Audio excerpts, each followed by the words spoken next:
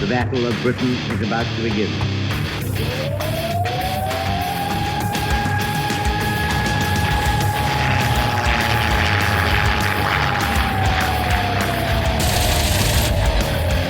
Deep right, we got tanks up there.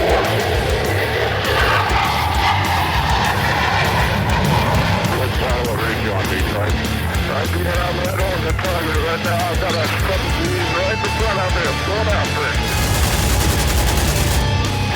Right, I got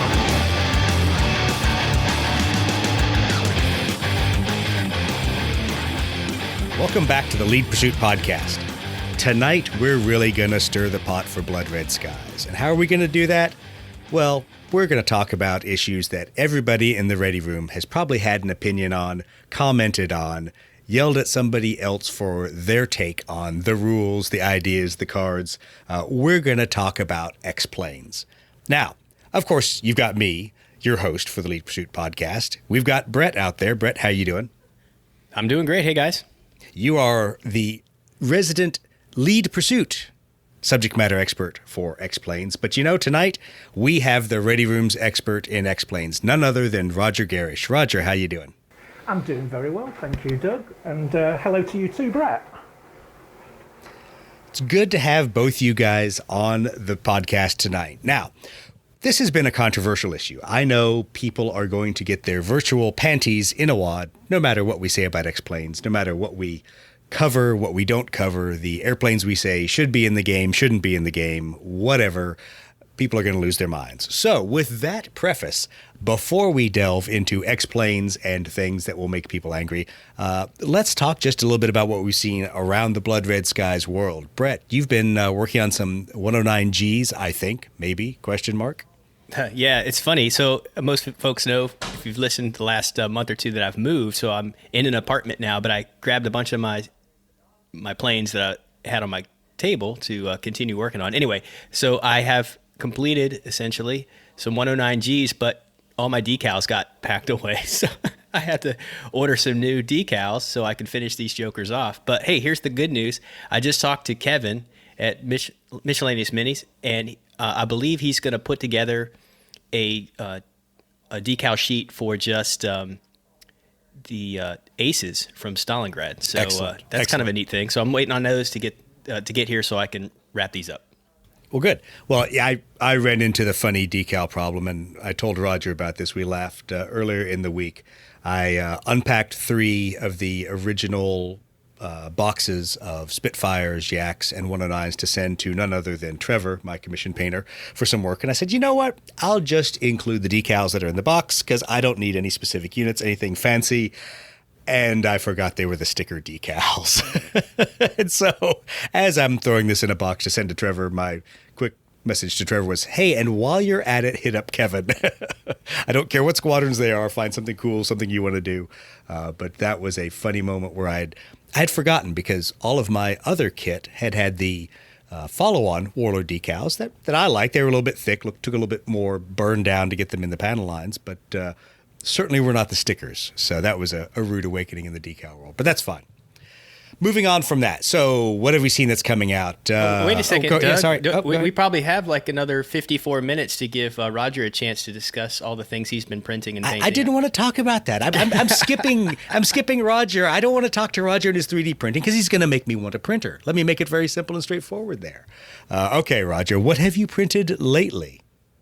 Well, just about everything that I can get my hands on. I was about to say, is it easier to say what's the short list of things you haven't printed? Is that easier? Well, yeah. I mean, with COVID and lockdown and the inability to game, and I have to say now, I've probably not gamed with face to face with people for nearly 9 months now. I need some sort of other activity, and I've always been interested in 3D printing, but been scared by what people say about how difficult it is to set up and the like. But I went off and bought a resin printer and just decided to learn through the through the internet, YouTube, how to do it. And then I found there were so many these STL 3D models that were actually sitting out there. And because we've been playing around with, Doug and I and Brett, we've been playing around with jets and looking at Vietnam and things like that, I've obviously wanted to try and find some models for those. So over the past few months or so, I found a guy who's on a site called Cults 3D. Eric Jen, I think his name is, or his ID on that, and he's just got so many 1/200 scale, beautifully detailed jets covering sort of the 1950s right up to the modern day.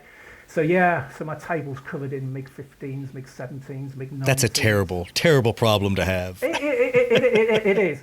And at the same time, there's another guy out there who I think you'll often see posting his stuff up on the Ready Room, Roman Troyan.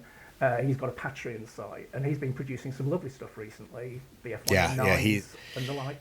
His stuff looks good, and the combo of him and then having Steve Toth as a close resource has made me almost buy a printer, but thankfully I think I'm outsourcing that to Steve and others of his ilk that can print it all for me, because I just don't have the space and the time right now in between moving and everything else.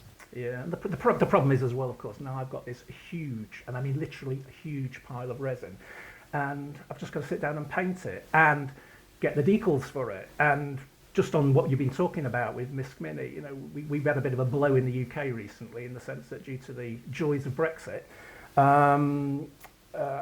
they can't, Misk Mini have said that they're not going to be fulfilling orders in the UK at the moment, simply because they have to fill in some really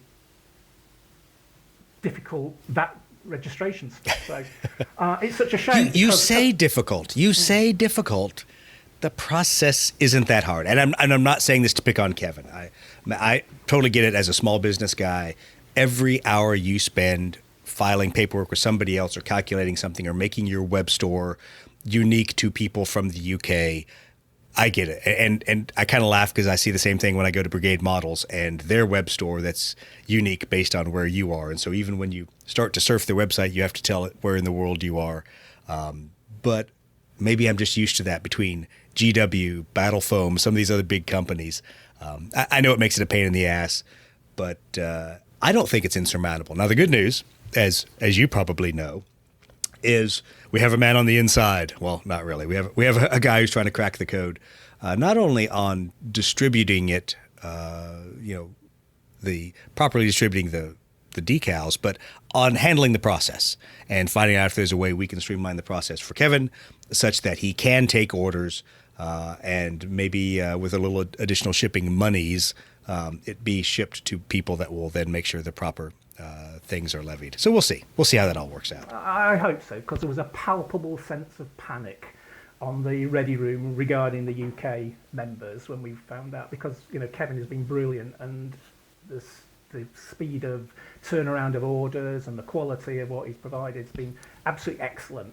And the thought of that being cut off I would never willingly tell someone to break all the rules, but maybe Kevin's greeting card company is what needs to be started up, that has a lot of people receiving greeting cards in the UK. We'll find out. We'll find out how those decals make it there. All right, so let's move on quickly so we can get to tonight's main topic here in a bit. I know Brett was super excited, and I say super excited, about the Ace card that came out at Christmas. Brett, tell us about the Wild Bill Kelso card. Oh, you mean the greatest fighter pilot who ever lived? Exactly. That was a fun one-off, right? It wasn't my idea, so I can't claim credit for it. But man, for those who have not seen it, Christmas time we put out a Ace card for folks at the Facebook page and the Lead Pursuit podcast page, and also in Ready Room, for Captain Wild Bill Kelso, the famous P-40 Warhawk Ace from the what was it, the Battle of California? Yeah, right? Exactly. The Battle of I'm trying to remember the joke, but yeah, exactly. Southern California, Battle of Hollywood, the Japanese attack on Hollywood. Hollywood, yeah. And, it's kind of up there now. It ranks for me up there with Die Hard as a Christmas movie. The movie 1941 now, because It is a Christmas movie. So I might have to add that to my queue each year. I don't consider 1941 a Christmas movie, but you have a good point. It certainly is in that sense. Yeah, that was funny to release that card, and I laugh. I think the discussion went something like, "Hey, we ought to release this for the fans," and my smartass comment was, "We have fans." I know we have people who listen to us out of sheer mercy and want to find out what stupid thing we're going to say next. I wouldn't call them fans. So thanks to all our fans, people who actually cared that we released the card. I think it's pretty funny. Maybe one of these days it'll get printed. Who knows? That's always another discussion for another time. Well, talking about cards kind of tied into tonight's topic. There are a lot more cards hitting the Ready Room that have been done that look great, that have somewhat controversial stats, and we'll figure out where to put those out. Brett, Roger, either of you want to say anything about some of these hypothetical, unofficial, how many caveats can I put in front of the word beta cards that we have? Yeah, let me just say, the first thing that come to mind on this conversation, I think part of the reason why we're having this episode is the amount of controversy or just general interest on this topic really surprised me. I think some of the motivation for this conversation comes from a post I put up on the DO335. Just a cool airplane, right? And that was the intent for posting a little information about it on Ready Room. But it sparked a thread of 100 comments. Everything from, wow, what a cool plane, to this would never have existed. It sparked Roger rage quitting for at least 12 hours that I know of, Roger. How would you describe that DO335 post? Well, I just thought it was. I thought it was incredible. It was like throwing a big rock in the middle of a pool and seeing the ripples that were caused by it. And clearly, lots of people have different viewpoints on this. I was a bit taken aback because, from my perspective, Blood Red Skies is a game. It's not a historical document. It's not, a simulation per se. It's a game. So, if you're playing with Wildcats or you're playing with, DO335s, to me, as long as you and your opponent are quite happy or got an interest in that, then why not? But it was the sort of oh no, thou shalt not post nothing about something that might be a Luftwaffe 46 type aircraft in this Ready Room, because it may somehow distract or dilute people's concentration on World War II. And I thought, well, this is a discussion site about things that fly around and shoot at each other. Exactly, and a rule set that is admittedly generalized, and like you said, not a simulation. So, yeah, well, let's use that as a direct segue for going into the main topic at hand. Let's talk a little bit about X-planes, and let's define what we're talking about, because as Roger and I discussed before we got on the podcast, I'm kind of a stickler for words mean things and precision in terminology. Unfortunately, there's a lot of different ways you can define an X-plane, and there's a lot of emotional baggage, I think, tied up with some of these definitions. Obviously, when I say X-plane, then airplanes that carried an X designator or XP or XB, obviously that's an X-plane. Thank you very much. I am quite capable of figuring that one out. And there may or may not be a reason to put those airplanes into Blood Red Skies. But Blood Red Skies is mostly a combat game. It's not a flight test game. It's not, you're not pitching an X-15 against a MiG-17 over the skies of China, things that never happened. So it's not about flight test. But, there are aircraft that carried X designations as they approached combat. So I think that's one thing we have to kind of caveat. Then there's what I call, for those of us that are old video game players, the secret weapons of the Luftwaffe. As Brett has said, usually those are called Japanese, German designs that are considered these, quote, secret weapons that some of them made it to fruition. Some of them didn't really. What are y'all's thoughts on, is there a line to draw there between paper planes, as some call them, and the actual fielded secret weapons? I think one of the interesting things is that, especially when we're talking in terms of paper planes, those that never actually got to prototype stage or, heaven forbid, even flew, you've got to take everything you see about performance and the like and what it could or couldn't do with a pinch of salt, because obviously that designer is going to put the best possible light on his aircraft. So when you're thinking of deploying something into Blood Red Skies, say, for instance, I think you have to make that sort of decision about whether you are going to reflect that sort of glowing view of what this thing could do, and it flies around the sky, out turns everything, out shoots everything, or you actually reflect on probably what it might have been like in combat with untried technology, with unreliable equipment and materials, engines and the like, and do you say, well, okay, I'm going to actually knock this thing down a bit because it's unproven. We don't know what it really would have been like. It would probably be a hell for the pilot to fly, a hell to maintain. So that's the way I look at it, is you either do a sort of dream world view of X-planes and you portray them as in that form, or you try and put some sort of reality on it and say that these were probably just death traps. Yeah. Brett, what are your thoughts on that? I think what Roger was just describing is sort of the heart of all the strong feelings one way or the other when you start talking about X-planes, because, many of these aircraft, few, if any, flew in combat, and some of them, like we talked about already, like the feel, were, maybe they were limited combat, almost like experimental, like testing, if you will, like in operation. So they had all kinds of problems or didn't have ideal components yet. All those kinds of things hadn't been shaken out yet. And so folks will use that, the facts about how it actually performed under those circumstances and say, no, well, it was only good for this. It could only do this. Or some folks will take the other end of the spectrum and say, yeah, but if it had had more time and they had gotten this or that worked out, then it would have done this. And so you have this sort of argument about where it should land in terms of performance for, say, something like the card or the traits. And that's where I think most of the discussion comes up when you get into these things. And I think it's just, the whole thing is fun though, because I think everybody could agree that there's a lot of interesting designs, whether they flew or not, that are out there, and it's an intriguing subject. I think one. Oh, sorry. Go ahead. I think one of the other interesting things in which you were getting to touch on there, Brett, was the fact as well that, remembering again that Blood Red Skies is a miniatures game, and some of these models just look damn cool. The asymmetrical types, the pusher-pull type aircraft, all those sort of things. They are actually something a little bit different, a bit of a challenge to paint, and just quite exciting in their own right. So, the miniature draw towards X-planes is certainly one of the things that pulls me in that direction, because they just look so.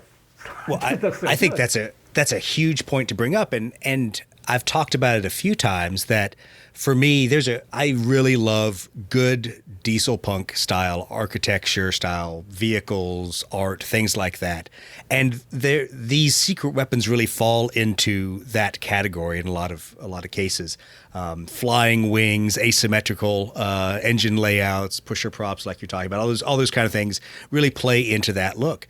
And I enjoy that. And that's, in fact, why I also have Dust 1947 stuff, is because I really enjoy that view and that artistic style.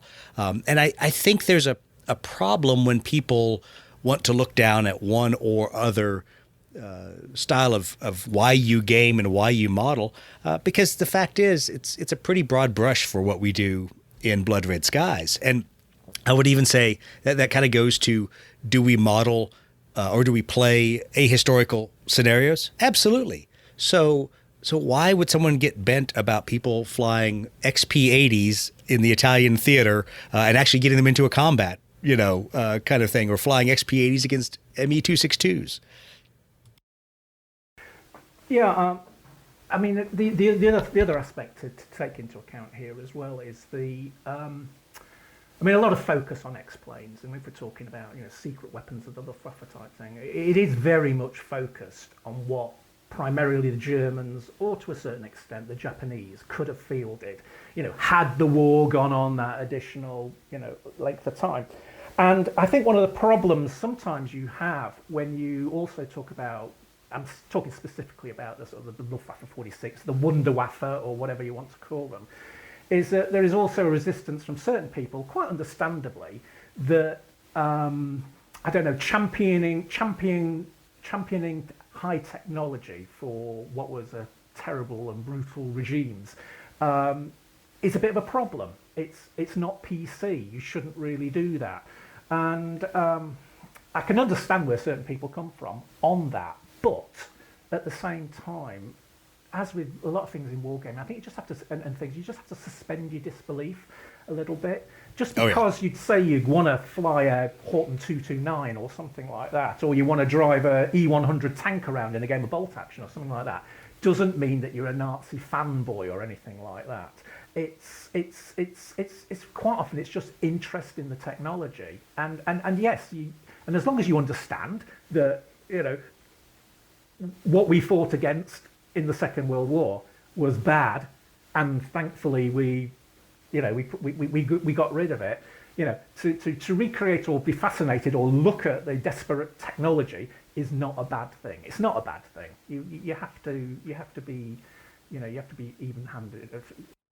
You know, one thing I think, if you take any time to look at the spectrum of experimental planes and prototypes that are out there, you could break them down into several different categories. I mean, there is a spectrum, right? So you have aircraft that were essentially became production aircraft later after World War II, but just, you know, the war ended before they were fully operational in World War II. But then there are also, you know, the other end of the spectrum where they were just drawings, that, you know, ideas on paper, designs that never even had a flying prototype, and everywhere in between. I think you can sort of break down the spectrum of these hypothetical aircraft into, you know, kind of different chunks, and I don't know if there's not a right answer. I don't think, you know, because like you said, it's a game. You do what makes you feel good. But I think if you're looking at a broader audience that plays the game, what do you think is the kind of the sweet spot for perhaps hypothetical prototypes or hypothetical aircraft? Is there like a cutoff for a number of aircraft that actually flew, or whether they actually flew operationally? What do you think, Roger? I think if you ask 10 people, you'll probably get 10 different answers on that. No, you get 11, because at least one of us will change our mind. Yeah. It's true, and I think I sort of, before I sort of define, I'm also saying to myself that I think, you know, when you think of Blood Red Skies in terms of a sandbox, as well as, you know, sort of you're playing historical scenarios where aircraft are contemporary. You know, you do get people in tournaments and they do play, you know, Spitfires versus Mustangs and Yak-1s versus, you know, late war aircraft or whatever. So I have no problems in some respects of, you know, whatever you want to throw in there, as long as somebody agrees to it. But again, the way I look at the split is that there is those aircraft. Most of these aircraft, if you're looking from the Axis side of it, could potentially have seen combat had the war lasted another 6 months, another 12 months, or whatever. So from Luftwaffe stuff, I tend to say, well, okay, what I would allow myself is something that at least has flown. I wouldn't necessarily have the paper planes in there, stuff that never even got to a prototype stage. But aircraft such as the 335, which did fly with our evaluation units, the 162, and the Horton 229. I mean, there was 2 or 3 flights of that. Admittedly, 2 of them ended up in crashes, but they were actually proven to be able to get into the air. The same way as the recent release or discussion about the Shinden, the canard Japanese fighter. That flew for I think a total of 45 minutes. So again, I'd sort of allow that into there, but something that's totally paper, I would sort of treat with a pinch of salt, and I would probably class that as something separate. I'd pigeonhole it somewhere else. Well, let's talk about how we could divide those, because there is a trait, unfortunately, only really designed for multi-engine aircraft. In airstrike for, you know, planes that are just now being introduced. So there's the optional rule of teething problems, where you reduce the pilot skill by 1 for that new semi-experimental, somewhat new airplane being introduced. But that really the game talks about that for full production airplanes in their first year of use. What are some other traits or rules y'all have proposed to help bend these aircraft into something that was innovative and actually flew in combat and used, something that had done some test flights but really was still experimental, versus obviously something that is a wild fantasy but sure fun to play? I mean, I think we've got we've got some that we could apply the existing ones. I mean, I'm thinking in terms of things like compression issues and the like, and looking at some of the other sort of vulnerable traits. I mean, sorry, Ben, I said vulnerable. I said negative traits. I just said, You're going to make people so angry by saying the word vulnerable. People lose their mind over vulnerable. Vulnerable. Yeah, and the other thing I'll always say here, because I think it's the first time I've spoken on this podcast, is that, and having been involved in when we've been putting the cards together, doctrine cards and things like that, and the naming conventions of the traits, clearly somewhere down the line we've looked at that and said that name doesn't really describe what the trait really represents. Poor quality. yeah, well, exactly. And it's more about, really, if you look at the actual wording of the card rather than the actual title, it sort of gives that sort of indication. But by and by, that's just something brought up there. But no, something like compressions issues and what we were doing for Vietnam, I think, for Korea, I think, was rough ride and the like. Because a lot of these aircraft were, I mean, either aerodynamically quite revolutionary and therefore probably wouldn't work, or many of them were sort of pushing towards the sort of transonic boundaries and the like. And, what was experienced by the early jets, the compression issues, the poorness of handling, the ability, finding it hard to control these aircraft. It's a question of saying, well, can you use some of those traits to actually represent those aircraft?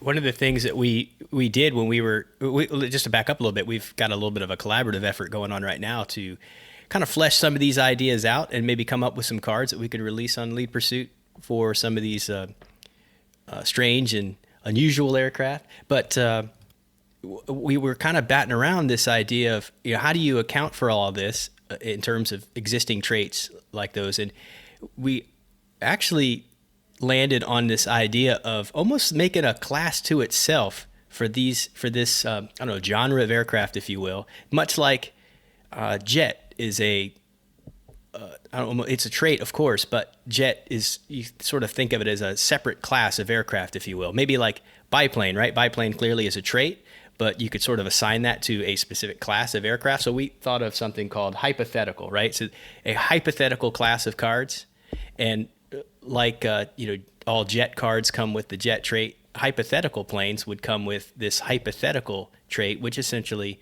just adds a boom chit that can't be removed at deployment for any squadron of these aircraft. And that at least gets you started in terms of kind of nerfing, giving the nerf bat to the squadron you may be fielding if you're choosing to field these sort of wild aircraft. And then, of course, beyond that, in thinking hard on what traits the aircraft should have beyond its known stats would be, things like Roger's talking about with, would rough ride be appropriate, or, some of these other things. But it's certainly a work in progress. Yeah, and I understand why you guys did that. The gamer in me thinks that's such a sellout because when I play games like Ogre or GEV, I don't have a hypothetical trait for the Ogre Mark V tank rolling down the battlefield. I think sometimes when you try to please the historical crowd, you also need to put the caveat in there of, remember, this is your game, and if you really want to fly P-51s intercepting Horton flying wings, get rid of the hypothetical trait and play your hypothetical game, because otherwise you're penalizing the person who wants to try some of these things, and yeah, like any game balancing. So we've argued probably, I don't know how many times in the last month over aircraft traits balancing, and we'll talk about some of that maybe at the end of the show. But there's a point where when you're doing the hypothetical things, I think you need to be careful about nerfing it and more of put it out as a beta kind of thing. Try these stats, see if you like them. If you don't, make your own card. Roger, what do you think about that? I agree, and I think it should be wrote large that if any of these sort of traits or doing this nerfing is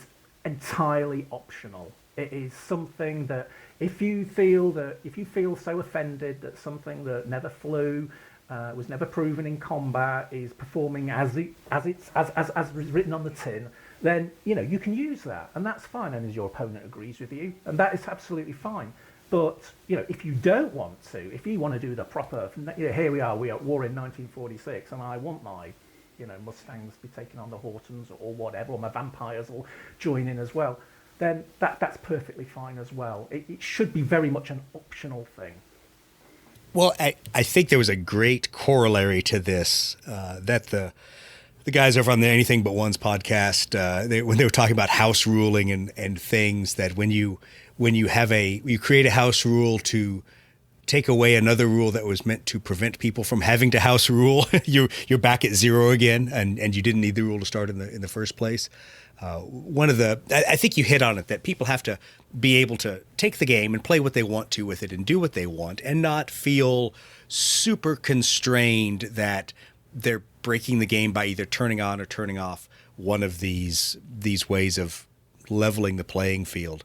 I think there's also a lot of conceit. Is that the word I want to use? I think there's a lot of misplaced faith in a lot of what we read about, even these aircraft that actually made it to a flying status, whether it's the ME-262, whether it's the 163, whether it's the DO-335, any one of those airplanes, there's a ton of conflicting information about. I mean, it's really no different than reading the results of the pilots flying the MiG-15s, MiG-17s, and MiG-19s when we exploited them in the U.S. for the first time. There's diverse thought there that's different than what the Russians said about their own aircraft. No, I agree, and I think an interesting way of looking at this is if you look at certain post-war US prototypes, which many were clearly heavily influenced by German aeronautical thinking, aerodynamics thinking, specifically tailless designs,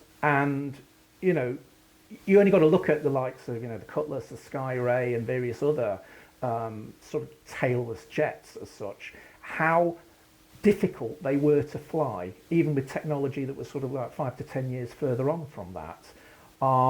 So just look at those aircraft and see how difficult they were at that time, and that sort of gives, I think, an idea about what it might have been like. Yes, the aircraft could have got into the air fine, but if it ended up killing every single pilot who went up, then it was a waste of time.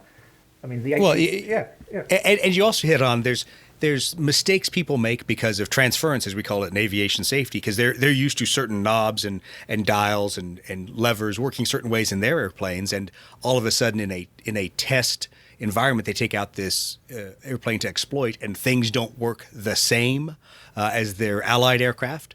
That sometimes they say this thing is way too difficult to figure out. Yet you ask the German pilot and he goes, "Oh, and that's the same place that it was in the 109." Or the example we've always talked about with the avionics inside a MiG.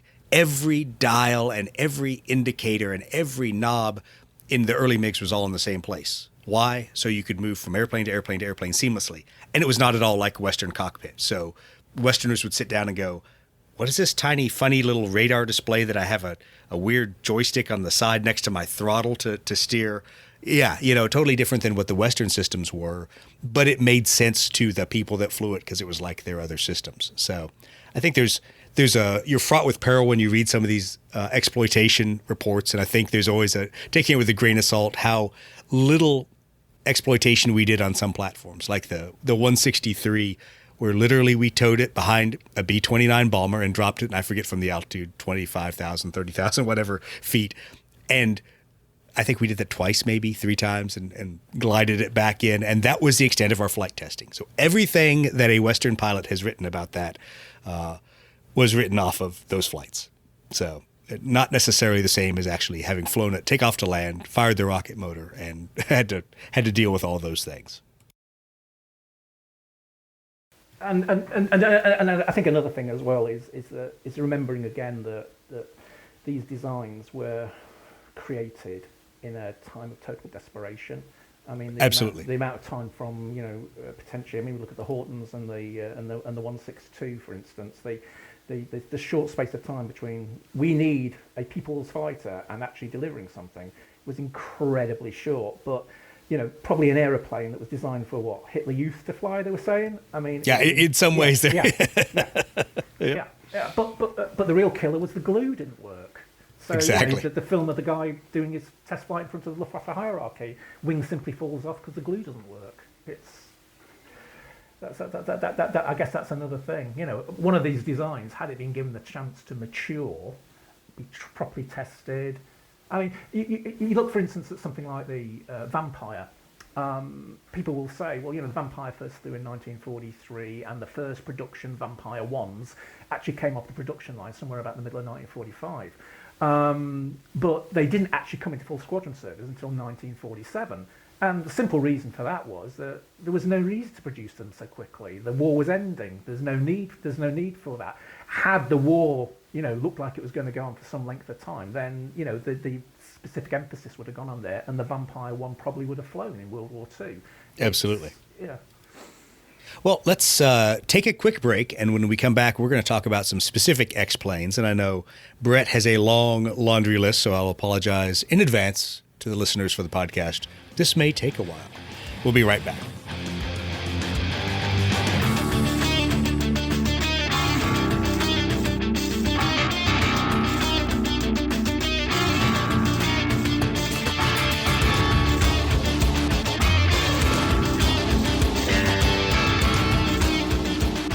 And we're back.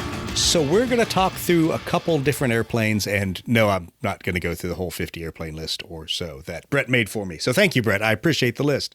Let's go by country. Well, we alluded to secret weapons of the Luftwaffe. We've talked about several of them already. German X-planes of note. Which ones did you and Roger really churn over? Which ones did you really spend a lot of time saying, this is something people want to play? Well, I have a soft spot in my heart for the DO-335. We already mentioned it.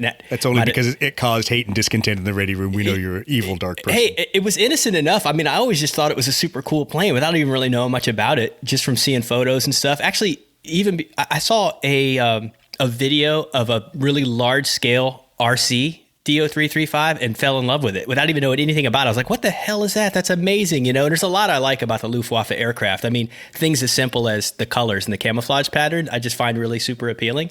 Anyway, seeing this working large scale RC DO-335 with the retractable gear and the pusher, just amazing looking to me. That's where the inspiration comes from and makes me like, what the heck is that? I want to find out more. So that's kind of where all this starts. But if I had to say one thing about that particular plane, it just looks so cool and interesting and innovative. I want to know more. And as I start learning more about it, of course, you find out things like, oh man, there was, like 36 of them made and some limited combat operations. So, it kind of hits that sort of legitimacy check mark for me. But anyway, just kind of an interesting aircraft. So that's certainly one of them. That's sort of, I have a love affair in a lot of ways for me. The DO-335 is sort of like the poster child for this idea. There was some, certainly some flying aircraft. There was certainly some limited combat operational use. So, it kind of checks all the blocks for me. And, but there's a few, and I didn't come up with these on my own. This is a collaborative effort, but for the Germans, we've got the Bachem BA-349, that's the Natter. Which actually flew. The Horton GO229, that's that. Now that's one of my favorites. That's such the GO229 or the HO229, however you choose to designate it. Right. That is a cool airplane. Roger can help me out. I think a lot of people may refer to this as a Horton 9, right? Yeah, it's Horton being the designers, and then I think when it went to production, they picked on the Gotha company to actually produce it. So you will see people will call it the HO229, and some people call it the GO229. I think sources say it is the HO229, which I also say is wrong because it's the GO229 when it was produced. But sources say. Yes, I agree. Now, Messerschmitt had some interesting designs, but I'm not real familiar with them. Roger, you know much about the Messerschmitt interesting aircraft? Well, the 263, which was really an upgraded version of the 163, so it was much more traditional aircraft in the sense that it's own retractable undercarriage. It carried a lot more fuel. It was just, you look at everything that might be potentially wrong with the 163, and we just make that a little bit better.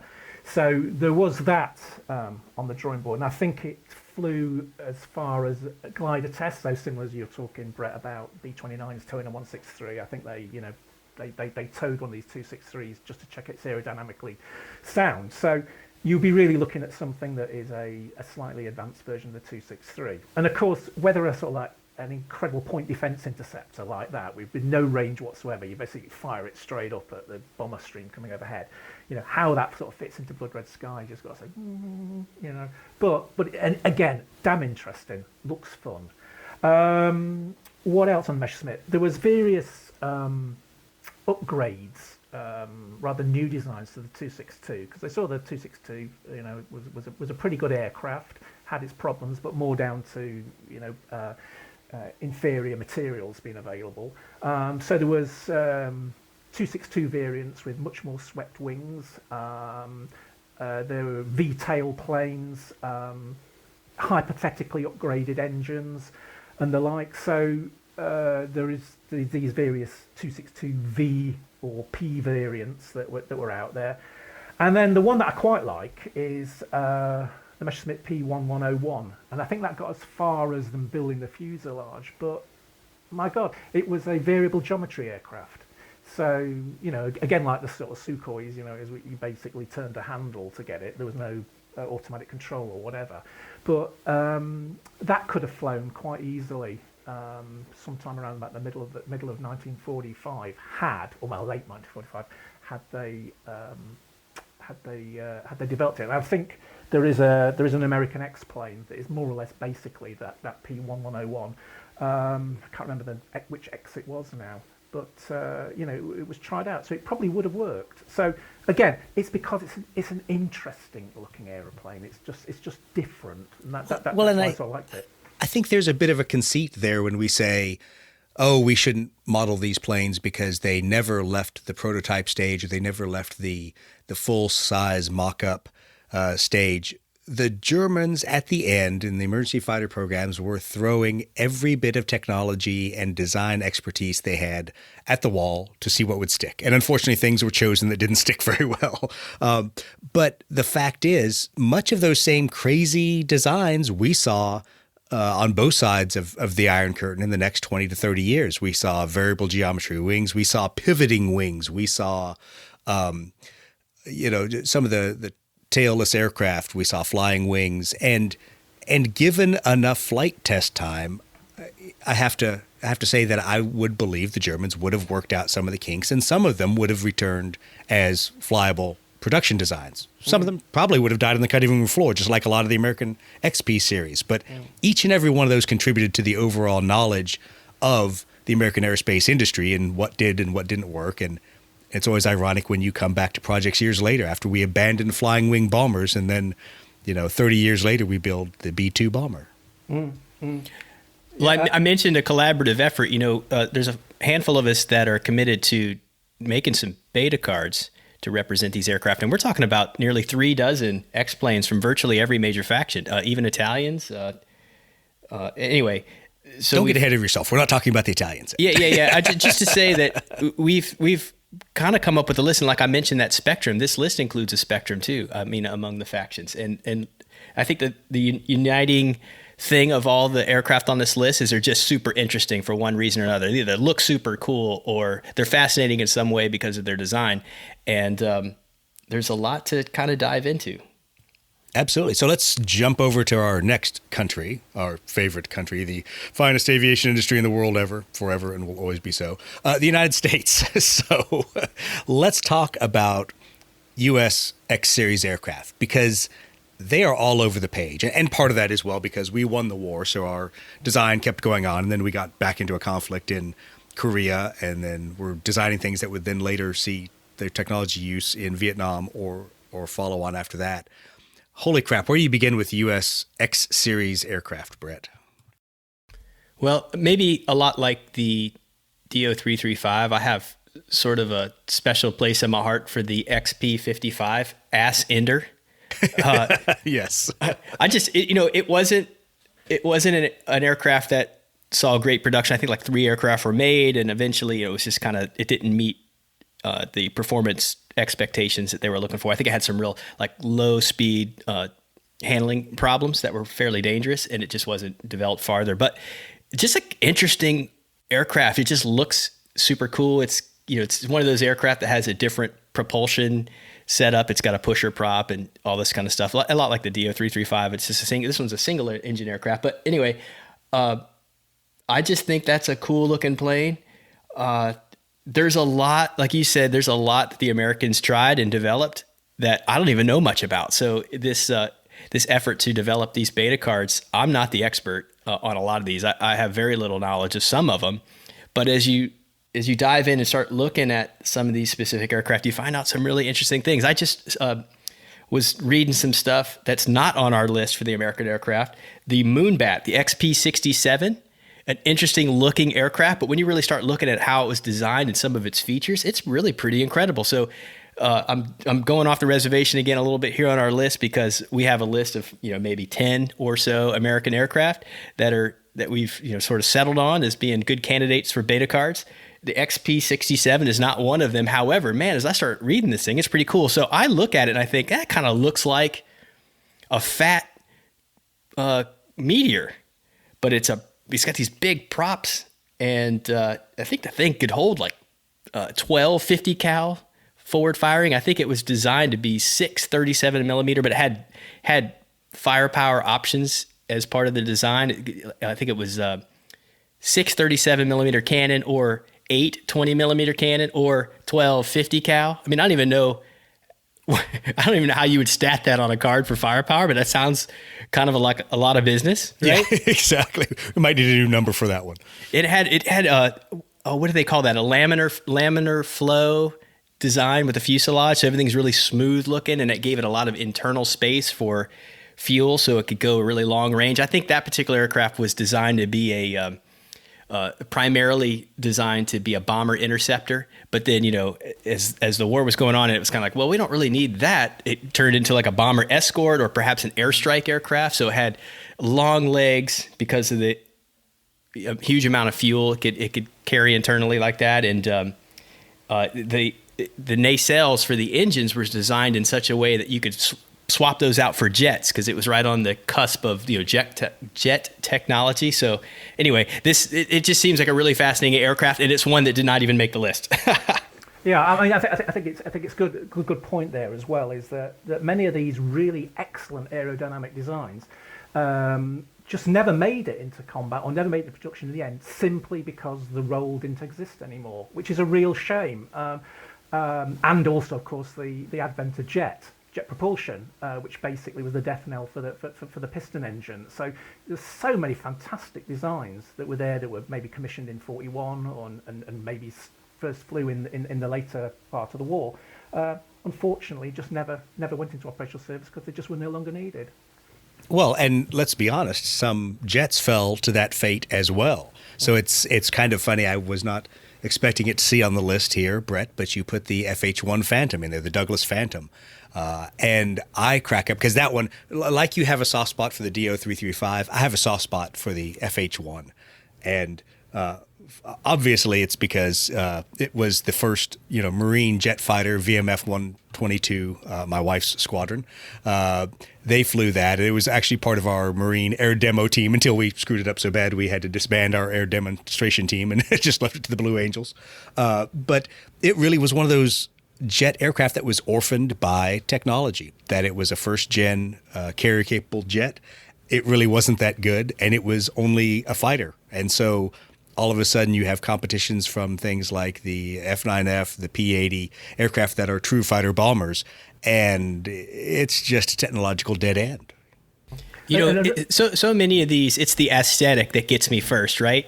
We've talked before about that sort of atomic punk look that you get in aircraft design as we get into the jet age. Especially into the late 40s, early 50s. I love that atom punk look, yes. Yeah. And that's such a big part of this for me. I think the first hook for me is, wow, look at that plane. What the heck is that? And it might be something that was completely impractical, failed horribly in tests, but it still may make the list because it's just so cool looking. Yeah, I still laugh seeing the photo that you dig up of the FH-1 Phantom with the canopy open coming in to land on a carrier as a jet. That's kind of funny. That tells you just how slow it was. I mean, as well, talking about the Phantom, how fast technology was going, so it was overtaken. Was one of the things that obviously was the power of jet engines, in the sense not so much the power, but whether you could actually put on the power as quick as you wanted to, which obviously absolutely on an aircraft carrier is important.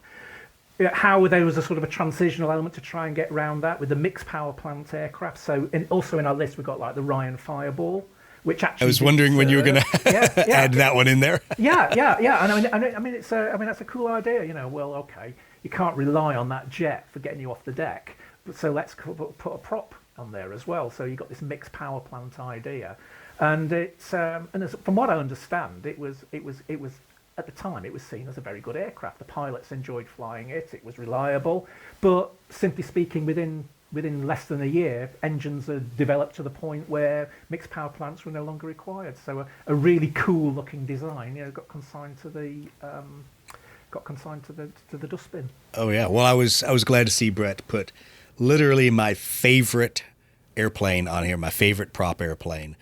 Yes, the F-7F Tiger Cat. And I laugh that people consider that an X-plane because it was such a late war, interwar airplane. But those of us in the Marine Corps, that was our night fighter going into Korea while everybody else was starting to get night fighter jets. We're flying F-7 Tiger Cats in that role. So Brett, why did that make the list? Well, it's just kind of one of those, in that spectrum, we talked about some aircraft that just didn't really make it to World War II, but they were certainly production aircraft if later. And it's funny you mention that because there's that alternative ready room for discussions like this. And I posted a video from another site of the Tiger Cat. And somebody actually commented and said, hey, shouldn't this is a production aircraft. Shouldn't this be on the regular ready room site? And I had to, clarify and say, the reason I put it here is because it's just an extension of a thought process I had about these X-planes and how this was, sort of on the cusp of that whole transition, Well, if you've never seen one of them fly, they're impressive, and I can think of at least 3 flying examples in the U.S. today that off the top of my head. And it's an impressive airplane, so I can only imagine what it was like to get that airborne over the skies of Korea. It's a similar British design was the Hornet, the de Havilland Hornet. Right. Which basically, if you look at it, is like a scaled down single seat Mosquito, but with an incredible amount of power. And I often go on about one of the sort of famous British test pilots, Eric Brown, who flew so many different aircraft in his career, and he's flown captured German stuff. He worked with the US Navy on evaluations and the like. And I asked him, I was looking to meet him, and I asked him what was his favourite plane, and he mentioned the Hornet, which says he basically could outperform a Spitfire on one engine. It was just excellent. It was just that good. So again, a similar thing. It saw service just as the Tiger Cat did, but just too late for World War II. Yeah, absolutely. Well, let's leave the United States and keep ourselves on track and on timeline, and let's go talk about Japan. So we alluded to the Shinden and talked a little bit about that. What are some of the other ones that are on there? Well, we've got the Mizuno Shinryu. It's a rocket plane, and the Nakajima Kika. And Roger, you have to help me out, man. I'm not the extent of my X-plane knowledge on Japan pretty much ends with the J7W, but well, yeah, the Shinryu is basically, I mean, you imagine it's almost like a low-tech Me-163. So it was designed as a rocket fighter, point defense interceptor.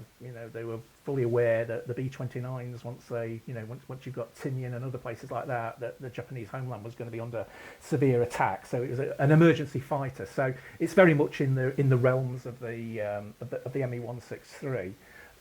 There's also the Nakajima Kika, which a lot of people say, it's just a Japanese copy of the Me-162. Format-wise, it looks very similar, twin turbo jets, not quite as swept as the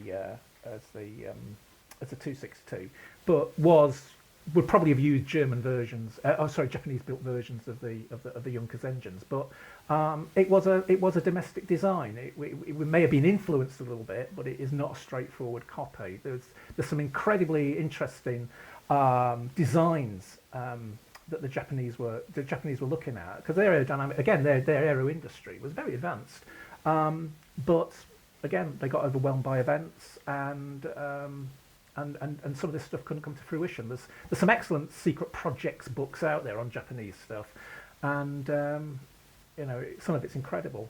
Well, and it couldn't be a direct copy because, as you allude, it's only the only sweep to the wing is the forward leading edge. There is no full sweep of the wing. So, Yeah. Hello, Aerodynamics 101. But I also do chuckle because the first thing I notice when I look at it is just how far forward those underslung engines are, and wondering what a nightmare that had to be for center of gravity, putting them that far forward of the wings, unlike the 262. Yeah, but I mean that's the other thing, isn't it? One of those sort of like myths about the 262 as being specifically designed as a swept wing fighter. It wasn't. It was simply from a balance perspective the way the wings were done. Later on, those ME 262 advanced versions they were talking about, yes, they would take advantage of the swept wing. All right, well, let's move on to UK experimentals. We talked a little bit about the Vampire. Then there's a whole long litany of other airplanes, conventional and otherwise, that are on there. Yeah, I think the interesting ones, we've got three fighters that are basically piston-engined aircraft. So Martin Baker MB5, the Supermarine Seafang, and the navalised version of that, which was get it right way around. The Supermarine Spiteful, which would have been the RAF variant, and the Seafang, which would have been the naval variant. So these were examples of aircraft that pushed the piston engine based design to its absolute limit. So the Seafang and the Spiteful were basically Spitfires with the best engine they could possibly do, in many cases contra-rotating props, and a wing plan that was that helped it handle sort of those getting towards those transonic speeds. And the Martin Baker MB5 was a separate design by a company, of course, who then went out of aircraft production and just ended up producing probably the best ejector seats in the world. I won't talk to Russians about that because they'll say something different. But the MB5 was something that looks very similar to the Mustang in layout and was clearly influenced by that. But these were aircraft that would have been, had the jets not come along, would have been the ultimate in piston engine fighters. So in a way, they are X-planes, but you would imagine those in combat if, for instance, jet propulsion hadn't been as successful as it was, if the Meteor couldn't have been put into series production or whatever. So it's those sort of X-planes where the rollers disappeared, but they just look so nice. They're so sleek. You just want to play with those games. those aircraft in your game. Is the Spiteful a really well-known aircraft in the UK? I mean, do kids certainly recognize it as, oh yeah, look at that, that's the Spiteful? No, it was. No, I would say the majority of people wouldn't know. The Spitfire has a tremendous thing. In fact, the Spiteful went on. There was a Supermarine produced a naval jet called the Attacker, which I think was one of our first operational jets off our carriers, and that was basically a Spiteful with a jet engine. They had exactly the same wings, the same armament loadout. The fuselage was different, obviously, because it had to have a turbojet in there. But that was where we went after the Spiteful. Was we went to the Supermarine Attacker. But these were heavily developed aircraft. They could have slotted into combat in the mid 1945, no problem at all. They'd been tested enough, but they never went any more than say 2 or 3 production examples or so. Well, while we're talking beautiful, go ahead. I was going to say the Spiteful looks to me like a Mustang and a Spitfire sat a little too closely together on the flight line, with some kind of cool space age prop arrangement. That's kind of neat.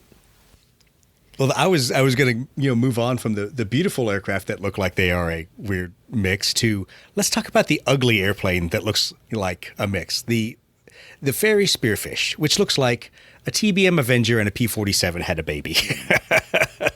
Roger, how would you describe that airplane? I have to say the same.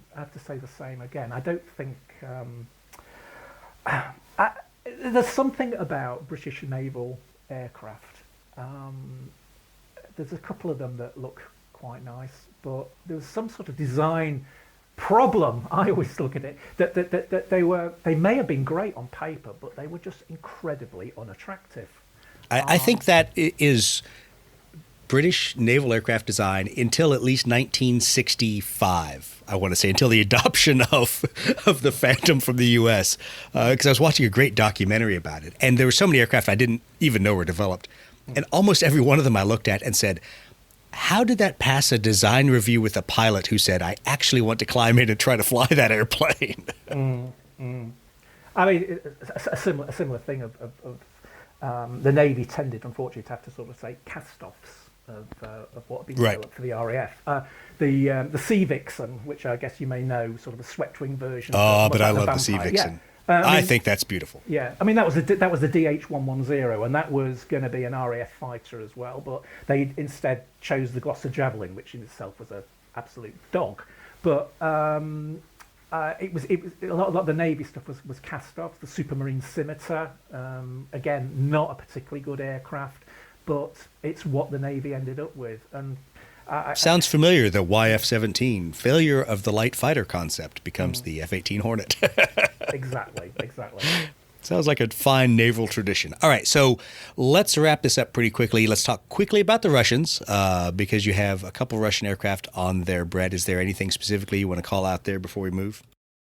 Yeah, I had to ask a Russian plane collector, not actual plane, Blood Red Skies player who collects Russian stuff, and say, hey, of these design prototypes, is there something that you find particularly interesting, that if there was a card or a plane available, you'd really want to add that to your collection? And the I-270 came out of that discussion. Kind of an interesting aircraft. Roger, you want to tell us more about the I-270? It looks to me like a Bell X-1. Yeah, it's a very traditional design. Like British designs and later American designs, it didn't have the advantage of being able to take advantage of taking sort of German aerodynamics research into account. So it was a bit of a brute force fighter, very conventional, sort of in the sort of the Meteor, Gloucester Meteor type class, and something that you possibly could have seen again introduced later in the war, had the war gone on that length of time, as being a sort of workable Russian jet fighter. It seems interesting to me that they would design a point defense fighter late in the war. I mean, it just I could get that from the Germans and the Japanese, but to have a rocket powered point defense interceptor seems an odd design or feature choice. Well, to me, I reckon by that time the Russians or the Soviets were already looking towards the next opponent, and they could see what American and British strategic bombing was doing to Germany, and it's not far to imagine B-29s over Moscow or Leningrad or whatever. So I think in some respects they were looking at the next war just as much as the one they were currently finishing off. Well, I think it's funny because I'd never looked up this MiG before, and I looked at it, and different than Brett, my thought wasn't, oh, well, that looks like a Bell X-1. I was like, that looks like the fattest L-29 I've ever seen, which is really hilarious because when you look at the lines of the two aircraft, the L-29 trainer, produced probably 15 years later, is a jet slimmer version with a very similar airframe. So obviously somebody at some point proved that aeronautically that design worked and modified the tailplane a little bit, and then mass-produced it in Czechoslovakia. Mm. And you can still see it in the way that the Russians arm their aircraft, the heavy cannons, which we know were not particularly ideal for dogfighting. Yeah, Twin 23s was not a dogfighting kind of weapon. Yeah, and then with the MiG-15 and some of the earlier fighters as well, you stick a 37mm on there as well. And that was designed as a B-29 shredder, nothing else. That was what it was for. So, I do believe they really were looking towards that next conflict. Yeah. Brett, do you want to discuss the Italian aircraft, their experimentals? Look, I have to admit, I didn't know the Italians were doing experimental late war stuff. I'm right? like, what lasted that long? But they did some interesting propulsion ideas and counter-rotating prop things, even in twin-engine aircraft. The CA-183 comes to mind as a top contender for a Italian, hypothetical class beta. But I'm not sure there's a whole lot I can say about it because, look, if you depart from Luftwaffe, my expertise on these airplanes starts to really fall off the fall off the cliff. Roger, our subject matter expert. Well, the thing about the Italians, and you just look at their designs and everything through from the end of the First World War, basically. I mean, they were very advanced. They were building some of the fastest aircraft in the world pre-war. I mean, the Schneider Trophy type competitions that were going on. Italian aeronautical excellence is really can't be doubted. And some of the designs. I mean, some of these are, for instance, like twin Mustang type designs or P-38 type designs, so twin boom types.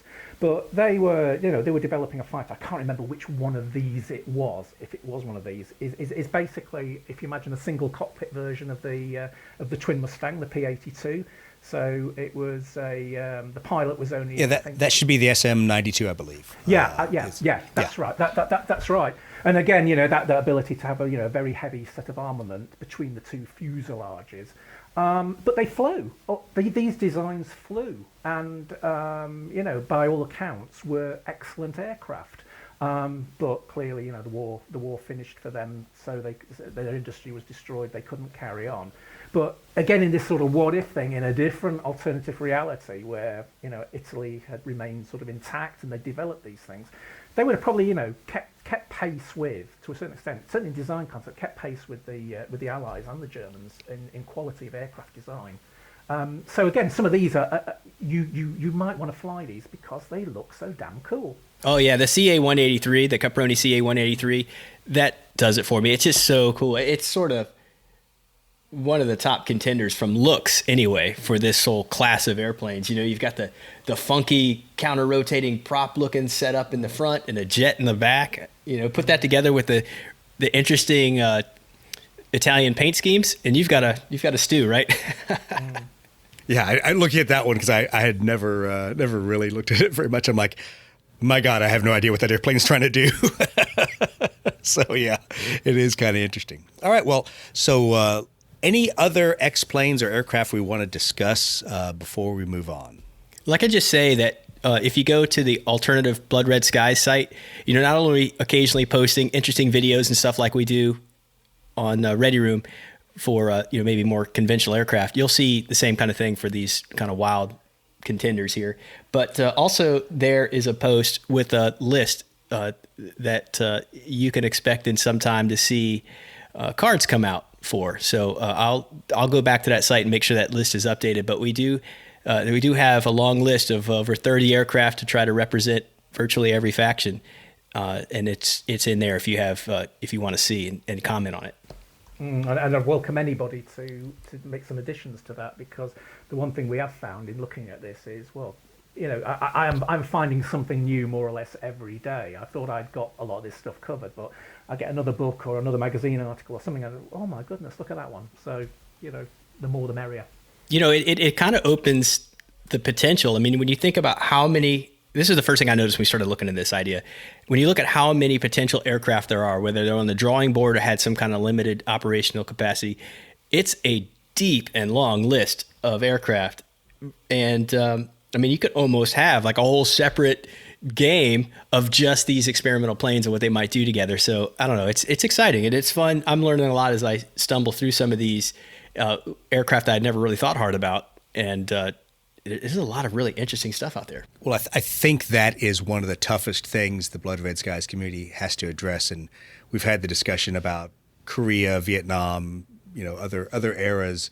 Do you define them as separate games? Do you allow people to play across eras? Do you allow people to field experimental aircraft outside of an experimental aircraft game? Those are tougher questions that are really outside the scope of this discussion. We'll probably talk about them on another episode.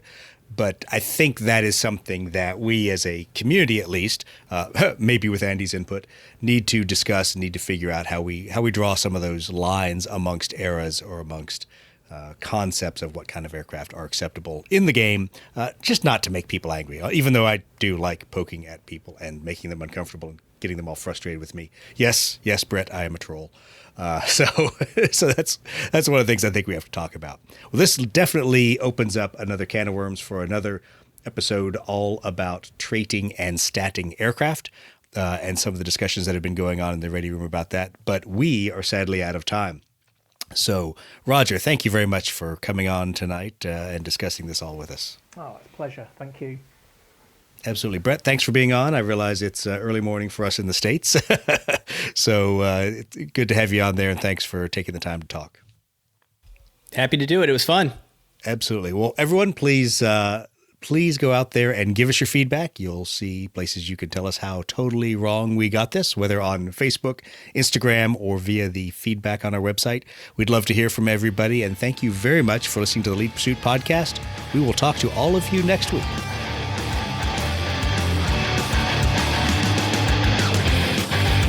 I'm so jealous of this group. You guys are all sort of ex-military. The only difference between us and like your typical civilian is we swear a lot more, and we berate each other in a way that other people would find never so talk to each offensive. other. Yeah. Oh, that is so true. Don't worry, you can have a bad back and bad knees like all of us.